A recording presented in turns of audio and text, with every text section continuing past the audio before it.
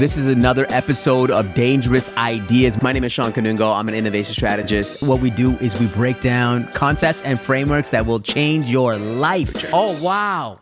Hey, everyone. My name is Shawn Kanungo. This is another episode of Dangerous Ideas. In this podcast, what we do is we break down concepts and frameworks that will change your life, change your business, change your career, but most importantly, change your life. And you know what's interesting is that I know I haven't been on this podcast as often, but my ambition is really, like, I love this podcast. That's why I love doing it. I love putting out content. I love putting out things that I think that will change you and change my life. Interesting discussions that I hear all the time.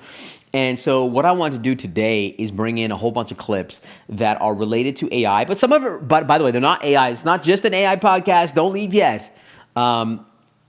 We are also talking about culture and innovation, and I'm going to be bringing some of those clips in. But this first clip is from the podcast called The Diary of a CEO. By Stephen Bartlett. He invited a whole bunch of folks on for an emergency podcast because AI agents are here and they're really good. And what does this mean for humanity? What does it mean for society? What does it mean for business?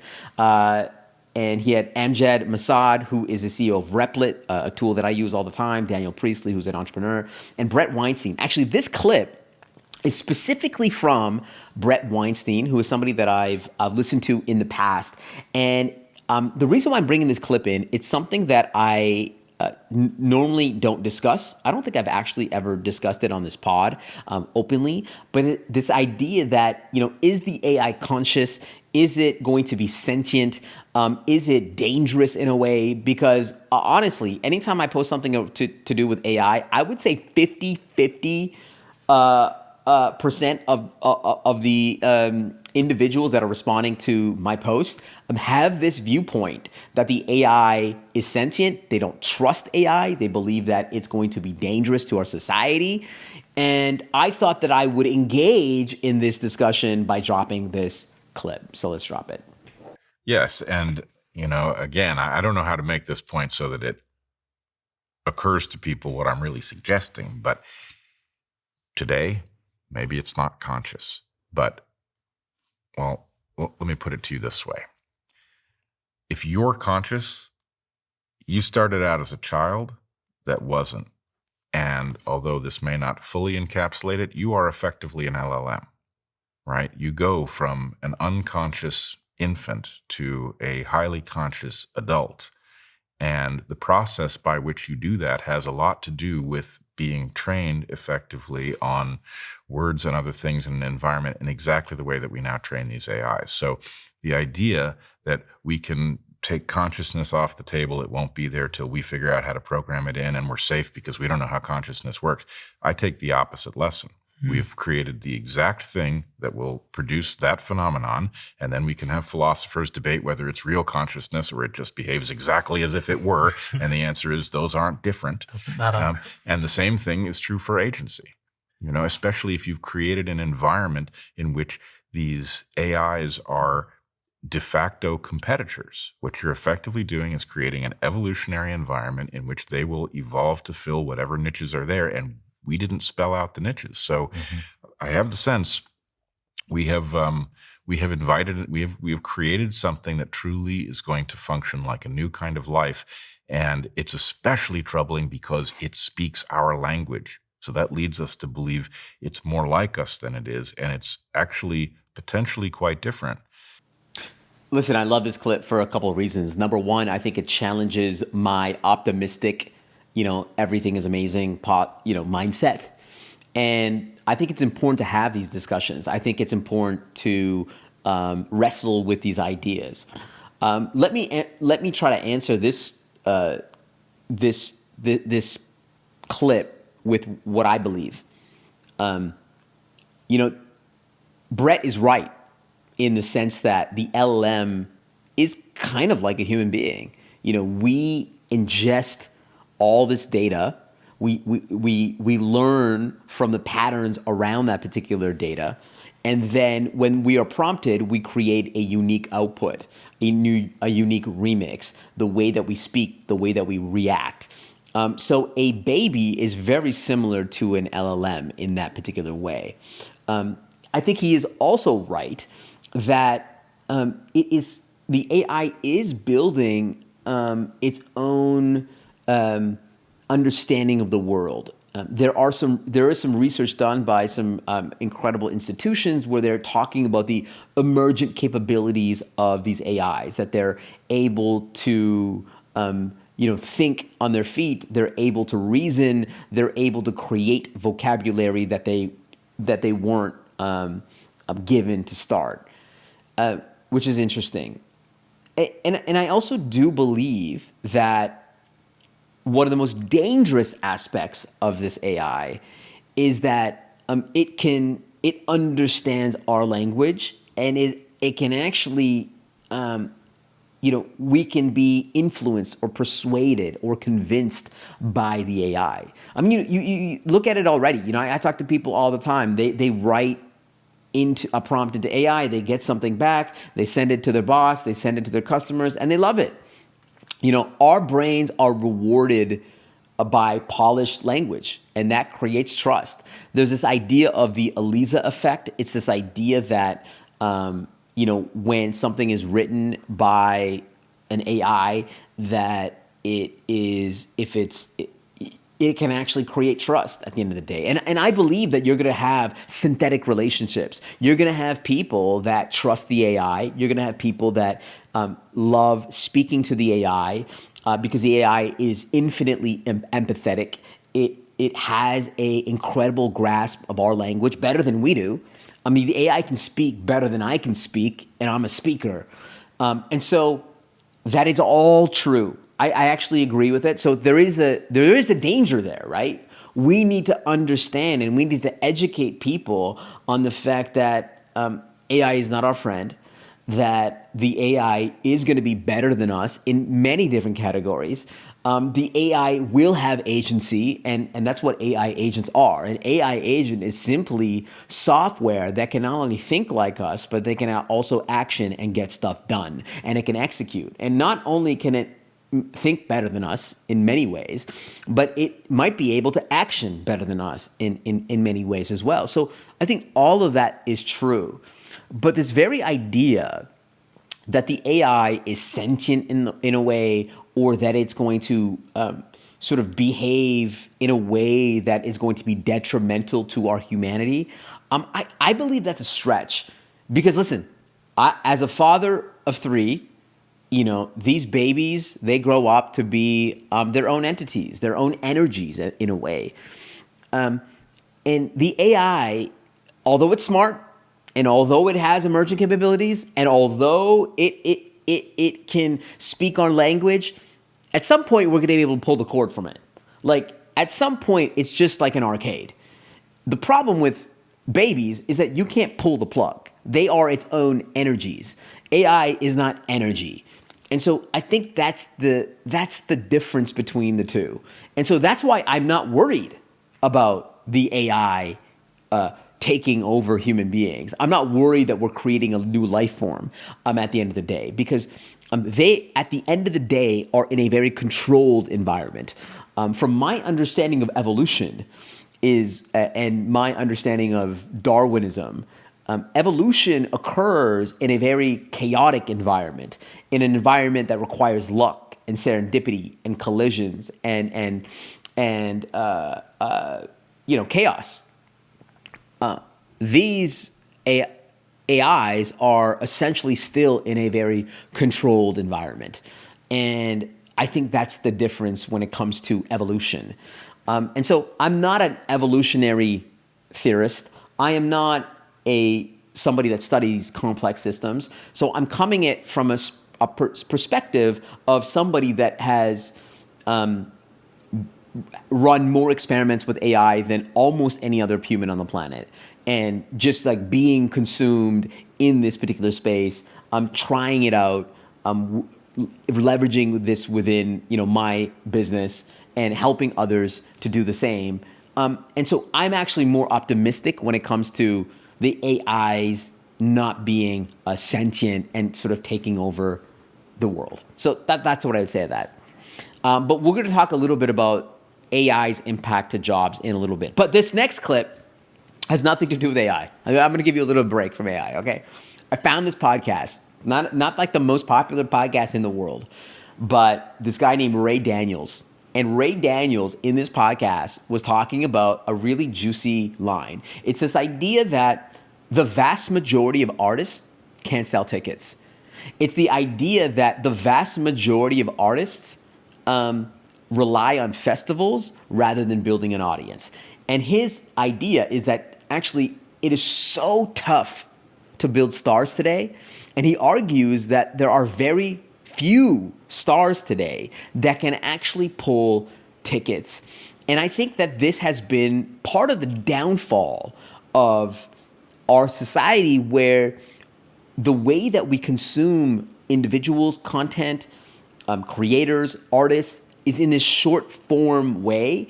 And at the end of the day, that doesn't create affinity and trust, something that we've been talking about a lot in this podcast. So I thought this was an incredible clip from Ray Daniels, who has an incredible wealth of experience as a aficionado in the hip hop industry.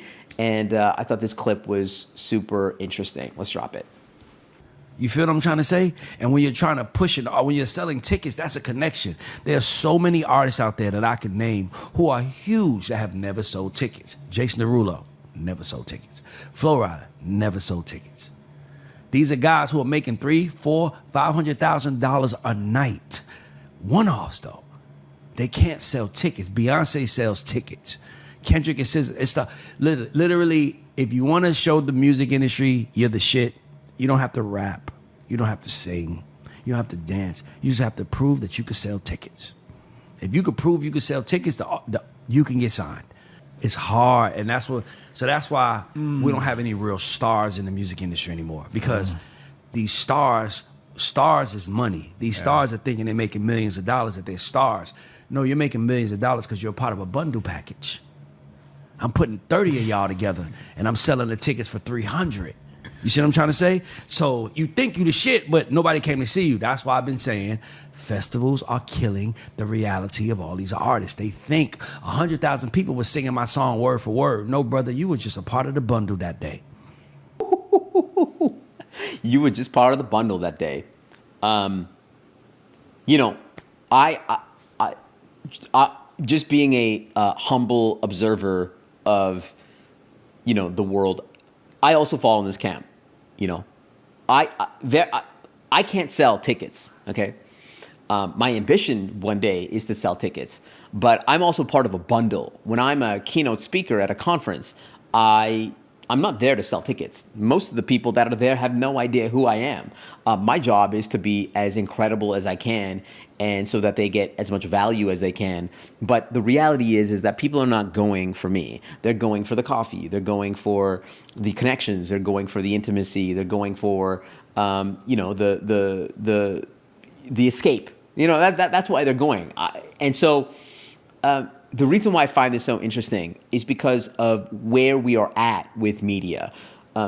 Because of the fragmentation of media, because of the prevalence of short form media, the way that we are going through the world is by scrolling. We are scrolling through content. And when you just scroll through content, you completely forget, who you saw. I mean, I would challenge you. This morning, when you scroll through TikTok, when you scroll through Instagram, do you remember any of that content?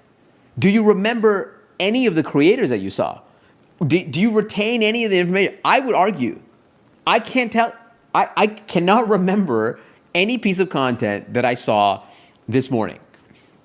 And what's interesting is that I think what Ray is bringing up is this tension between this tension between attention and affinity. And there are very few artists today that have true affinity, like trust at the end of the day. The very idea that behemoths in this industry like Jason Derulo and Flo Rida can't sell tickets, but they can be part of a bundle as part of a festival, and somebody will go and see that. I mean, that's a really compelling idea. And I think it's the idea that today the algorithm has has created incredible discovery. Like now we can discover more people than ever before, but that loyalty has completely disintegrated. And it makes sense when you can see so many creators. There are very few creators that you can have like true affinity towards and loyalty. The other thing that's interesting is that social media optics really blur real demand, right? Somebody with millions of followers or millions of listens may not have that true depth with a particular artist.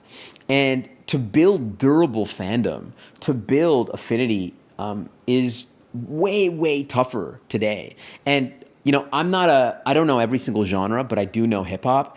And I cannot name you a artist in the last 5 years that has durable fandom.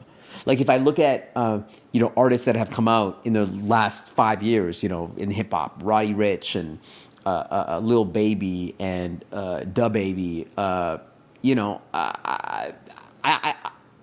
can't tell you who has durable fandom, and I feel bad for them because Drake, Future, Travis Scott, Ye, all these people were able to build in a time where they weren't part of this like TikTokification of music. And it's so much harder to be a sustainable artist. And that's why artists will go to festivals because they're going to get a bag at those particular festivals.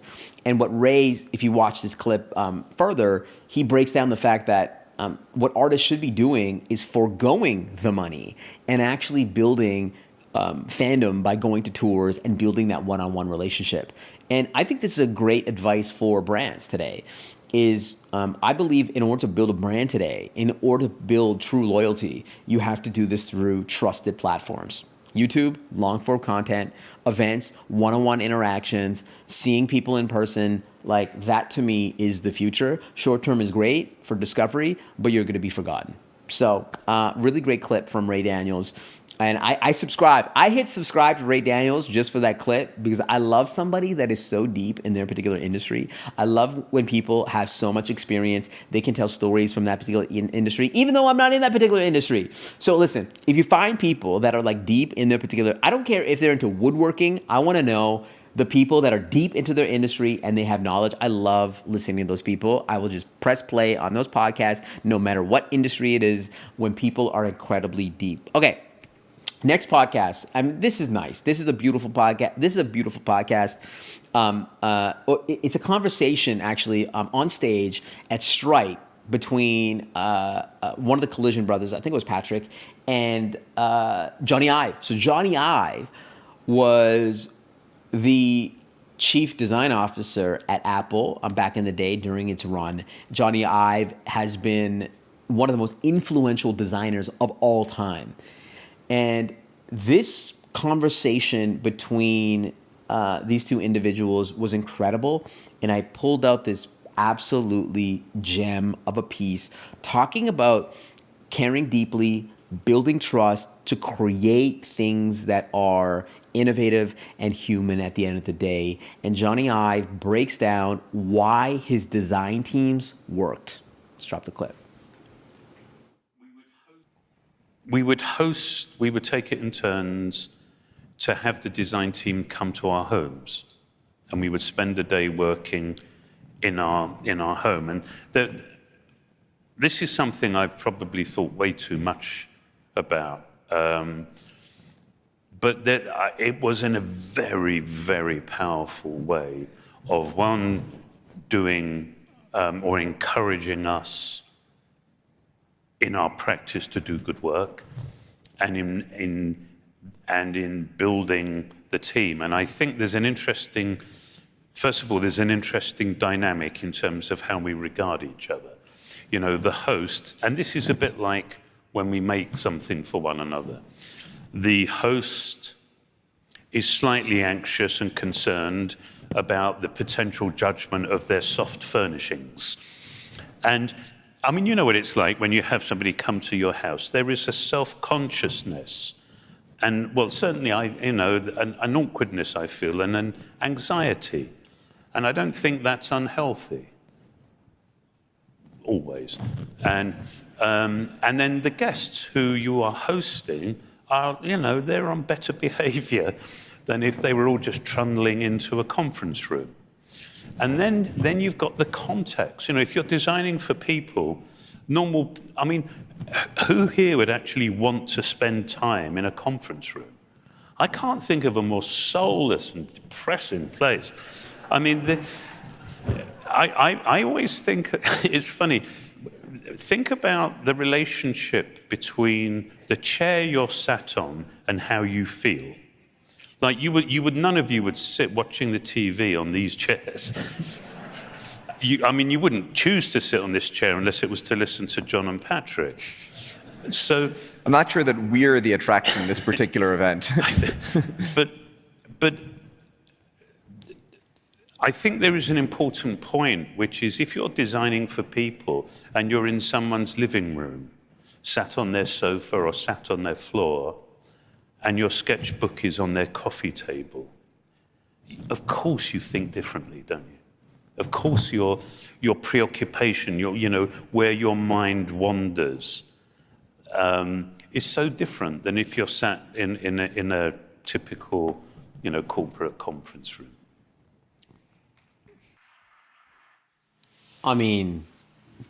So many pieces here.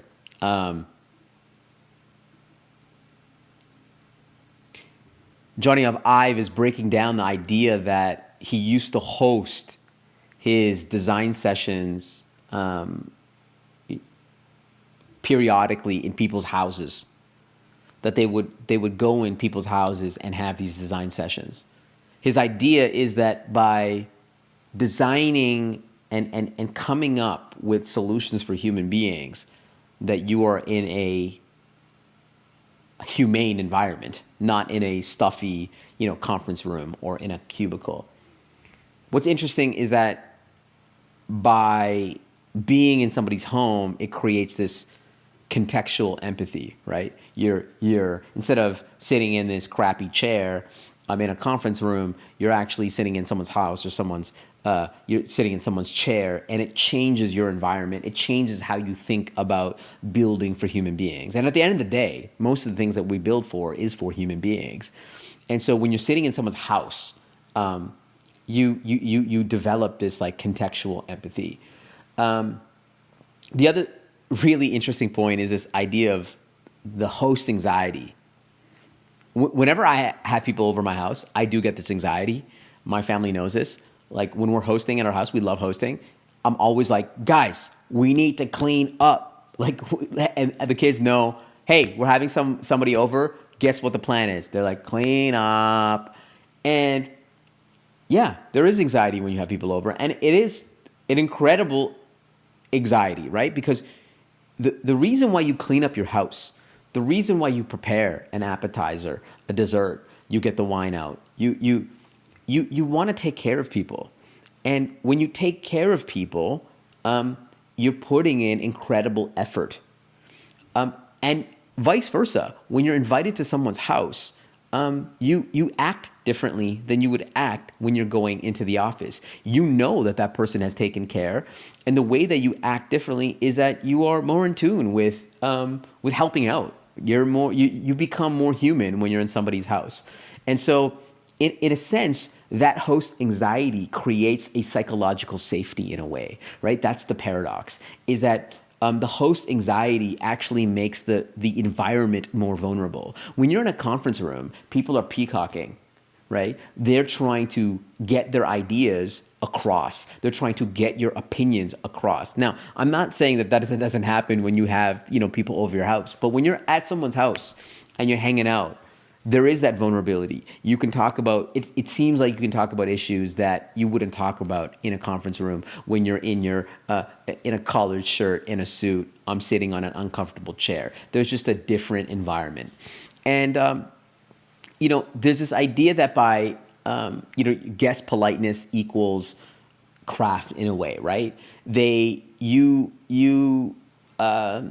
instinctively, when you're at somebody's house, you interrupt less. You're recognizing other people in the room, and so I love this idea that it's this idea that actually business can be human. It's this idea that spending extraordinary time with people is how you create incredible things. You know, one of the things that I talk about in my keynotes is the idea that innovation is hard, right? It's hard to get innovation to work because it's challenging and you need to solve problems together. And I always say this idea that you need to get more people drunk, which is not just on alcohol, but like I'm saying, spend more time with people, deeply care about people, talk about things that are not about work. Because the more that you can understand other people and their ambitions and where they're coming from and their families, you start to understand who they are and what they prioritize. And the more that you can align those missions together, I think the more that you can move things forward. At the end of the day, we want to work with people that care for us. That's what I believe. And the more that you can care for people, the more you're going to be able to move things forward. And so I love this example from Johnny Ive, and I think this is an incredible idea of bringing people into more of a familiar environment, maybe at home, and maybe this starts a revolution where more and more people are comfortable with inviting their team members to their house. Now, this might create incredible anxiety for people, but maybe that's the point, right? We have become so comfortable with this idea of remote work, of working through Zoom. And I think it's great. I think, listen, God bless. We can now work through Zoom. We can communicate through Zoom. We can see each other through Zoom. But when you're together and you're creating those collisions, you're talking about things that, you normally probably wouldn't talk about in Zoom because Zoom is the 30-minute timeline. It's an hour timeline. You're not getting into topics that you wouldn't normally get into. And so I think that's the beauty of being in these informal environments is that you're able to have those informal discussions. And I think that's where you actually build trust. You build trust in the hallways. You build trust in those random conversations because it makes you more human at the end of the day. So I love this insight from Johnny Ive. I'm actually going to post this separately on X and just say this is an incredibly dangerous idea. I mean, that's the whole point of this podcast. So love that. And the reason why I'm introducing that lovely piece is that I'm going to hit you with something that I've been seeing a lot of people talk about, honestly, over the last number of months. And it's really the impact of AI on jobs. And I really think that we need to have a conversation around it. There was a great podcast between two individuals, Ahmad Mustaq and Raoul Paul. They dropped this podcast a number of weeks ago on Raoul Paul's podcast, where they're talking about the impact of AI on jobs and the fact that it's really incredibly good. And this is Raoul and Ahmad talking about the impact. Well, I mean, these models are more capable than we are. Like, the latest OpenAI models are scoring top 10 coders in the world on the Code Forces challenges, right? And now they're interconnecting. What's the functional requirement to build an accountant in terms of energy cost? Now you build it once and you hit replicate. And you call in to Andy the accountant, who's the best accountant in the world and never makes a mistake. Why would you use anyone except for Andy, right? But there's going to be a tremendous fight from a lot of these professional lobbies, right? You don't need surgeons. Robots plus AI equal better. You don't need lawyers. You don't need accountants. You don't need any of the professional services, which are knowledge scarcity workers, where they price accordingly. That's all gone. I mean, it's interesting because these two individuals are on the leading edge of technology and these conversations, and this is not the first time that I'm hearing leaders talk about being completely honest about the impact of jobs. Chris Sacca was on Tim Ferriss's podcast, and he said, "I would not put my kids into law." I saw Bill Gates recently talking about AI is going to be better at us than most things. The CEO of Fiverr, so this was trending over the last number of weeks. The CEO of Fiverr sent out a note to his entire team, his entire organization, saying that AI is coming for your jobs, and it's also coming for my jobs. And he doesn't want to sugarcoat it. He doesn't want to. He just wants to tell people the facts. Like, it is getting really good. So what do you do in this world now? And so maybe I have a more optimistic view of the world. Obviously, I do. I just believe that we haven't, just because we can't predict what the next jobs are going to look like, or we can't predict what the next industries are looking like, it doesn't mean that AI is going to take all our jobs and we're going to have nothing to do. The reality is, though, if you're in a job today that's redundant, that's mediocre, that's repetitive, that's manual, and you don't have any ambition to upskill or learn or reskill or unlearn, yeah, the AI is coming for you. Like, that's it. The AI is going to be better at our jobs. At this point, the jobs that we have right now, they're going to be better than us. But that doesn't mean your job is going to disappear. That means, how do we reskill? How do we unlearn? How do we develop mastery around these particular skills? How do we create new value within the organizations? And the best way for you to do that right now is to build as many skills as possible within this AI space and get comfortable with it. The reality is that there is going to be some job loss. And I think the CEO of Fiverr, Mika Kaufman, is right that it is going to come for some jobs. And we do need to build capabilities around this. In this podcast with Imad, they talked about this idea that the entrant of the AI will be essentially digital workers that you have no idea that are digital workers. I mean, we already use people that are freelancers, people on Upwork or TopTal or Fiverr. Like, literally this week I've been working with people from, I got somebody from Upwork to create this incredible CGI of this property because we want to go off and sell it. I got some people from Fiverr to create these pictures of what this might look like. And that could have been an AI. I didn't see them in person. I didn't work with them, but they created these incredible assets that I'm already using to sell a particular property. And so this idea that we're going to be leveraging AI, I mean, it's here, right? I think if I would break it down in terms of what we need to do, of course, master these AI skills. Number two, if you're a leader, I would say give all the tools as much as possible to your people. Give them access to every tool that could take their job. If you are a writer, so like I'll give you an example of this. Somebody sent me a clip. Somebody sent me a note the other day, and she's a dear friend. I used to work with her for a very long time. She's one of the most talented copywriters that I've ever seen. Like, she's got like an incredible personality. She's a copywriter. She writes. And so she literally sent me a note. She said to me, "Hey, dear Shawn, do you have any words of wisdom for a copywriter whose career is about to be blitzkrieged by generative AI? I know you all warned us in 2018, but I was too young to listen to this sage advice. So please let me know essentially what to do."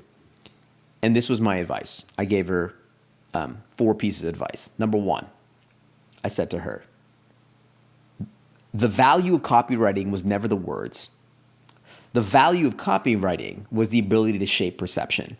Number 1 is to broaden your skills beyond copywriting into the entire marketing suite.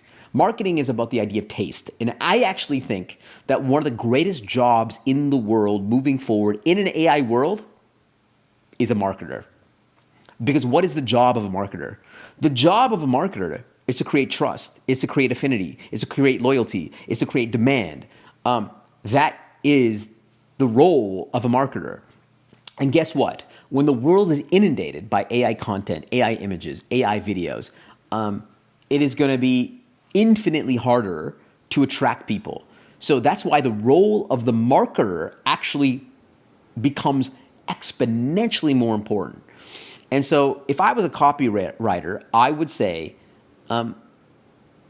Your job is to understand the entire marketing suite, because one of the most important jobs in the world will be a marketer with taste. How do you shape perception in a noisy world? I think the value and the cost of remarkable marketers goes up. The cost of remarkable marketers goes up. A. B. I said this a million times. Master every AI freaking tool in the marketing universe. You should take every part of your job and ask yourself, can the AI do this better? And B, you should figure out if the AI can do it better, include it within your existing workflow. That is, bar none, what you should be doing. Your job is to figure out how AI is going to take your job. Let me repeat, your job is to figure out how AI is going to take your job, because if you don't figure it out, somebody else will. Number 3, just get educated on what's happening around the idea of taste. I gave some podcasts that I listened to. Number 4, build your personal brand around marketing. Now, pick your medium. You might be a good writer. You might be good on video. You might be good at events. You might be good on one-on-one. You might be good on a TikTok. Find your medium and build your personal brand as fast as possible in this particular space. In this case, she has an incredible personality. She's incredibly magnetic. She's got a likable vibe. She could absolutely crush. And so all this takes courage to reskill, to unlearn. But to me, this is this is real advice.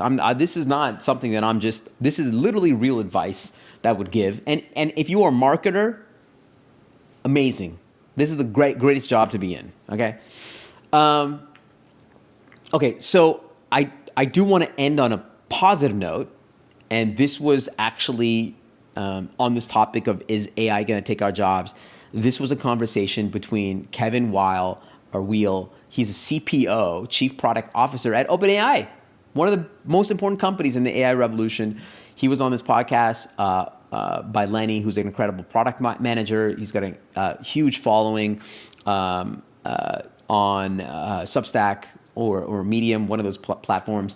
And he had Kevin on to talk about the impact of AI to his kids and jobs. And this is what Kevin said. I don't know. I think who knows what the future holds. I think, things like coding skills are going to be relevant for a long time. Who knows? But I think if you teach your kids to be curious, to be independent, to be self-confident, you teach them how to think. I don't know what the future holds, but I think that those are going to be skills that are going to be important in any configuration of the future. And so, it's not like we have all the answers, but that's how Elizabeth and I think about our kids. This kind of touches on something I want to spend a little time on, which is a lot of people also worry a lot about AI, where it's going.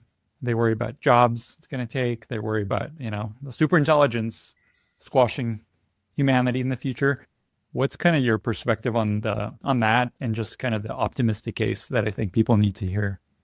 I'm a big technology optimist. I think if you look over the last 200 years, maybe more, technology has driven a lot of the advancements that have made us the world and the society that we are today. It drives economic advancements. It drives geopolitical advancements, quality of life, longevity advancement. Technology is at the root of just about everything. So I think there are very few examples where this is anything but a great thing over the longer term. That doesn't mean that there aren't temporary dislocations or where there aren't individuals that are impacted, and that's that matters too. So it can't just be that the average is good. You've got to also think about how you take care of each individual person as best you can. So it's something that we think a lot about, and as we work with the administration, as we work with policy, we try and help wherever we can. We do a lot with education. One of the benefits here is that ChatGPT is also perhaps the best reskilling app you could possibly want. It knows a lot of things. It can teach you a lot of things if you're interested in learning new things. So, but these are very real issues. I'm super optimistic about the long run, and we're going to need to do everything we can as a society to ensure that we make this transition as graceful and as well I love that supported answer. as we can. I love that answer. I think that is the best answer. That would be my answer, is that throughout history, we have seen that AI has created new industries and new opportunities. I believe the same. I think one of the beautiful things that I've been trying to reframe is that actually AI allows you to do any job. So what happens when a plumber becomes a coder, when a designer becomes an engineer, when a mother becomes a teacher, when a child becomes a doctor, whatever it might be. One of the beautiful things about stacking skills is that you have a particular expertise in something. Let's say you're a marketing expert, you're a doctor, and now you can actually, have another superhuman skill beside you that can help you do incredible things. And I really don't think that combination of things, that we've really seen the outcomes of what that can create. And that's what I get really excited about, is the idea of, you look at the automobile, right? The automobile in itself, when we went from horse and buggy to automobiles, I don't think anybody ever thought that this would create incredibly new industries in roads and transportation, in auto insurance, in food, in hotels, in tourism. Like, it literally created the entire hoteling industry. It's because of vehicles. And I think when you take a look at a particular technology, the way that we're looking at AI, I don't think that we're dreaming of what this can create. And so that is incredible. And we have to just assume that the future is going to be brighter. Unfortunately, we can't predict what the next industries are going to look like. We can't predict what the next jobs are going to look like, but that's okay. You can't predict the future. So all you can do today is just be as nimble and flexible and as curious as possible today. So be curious. If you got to the end of this podcast, I really appreciate you rocking with me. Rate, subscribe, review, whatever you got to do on this pod. I keep trying to bring value to you as much as I can. I promise I will try to post more. But thank you so much, and we'll see you guys on the next one.